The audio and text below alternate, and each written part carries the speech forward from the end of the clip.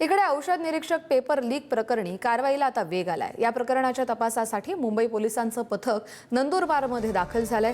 तक्रारदार आणि संबंधित विद्यार्थिनीच्या घरी पथकानं भेट दिली आहे। तक्रारदार आणि संबंधित विद्यार्थिनीचं घर बंद सापडलंय, तर मुंबई पोलिसांकडून आता कुणाकुणाची चौकशी होणार याकडे सगळ्यांचं लक्ष लागलंय। रोहित पवार यांनी तक्रार केल्यानंतर हे पथक नंदुरबारमध्ये पोहोचलंय।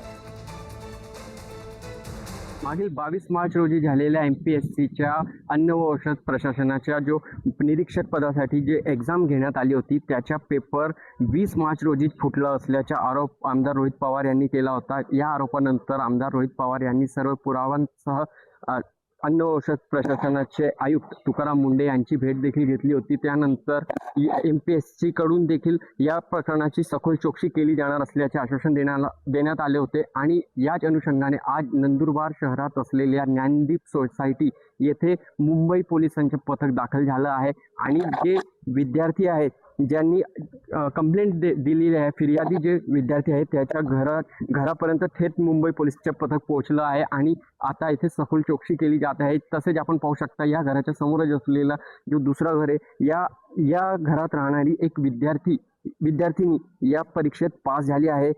तसेच आता या प्रकरणाची सखोल चौकशी केली जात आहे। मात्र यानंतर या विद्यार्थ्यांकडून काय आढळून येते आणि व्हॉट्सअप चॅटची जे आहे ते देखील चौकशी केली जात आहे।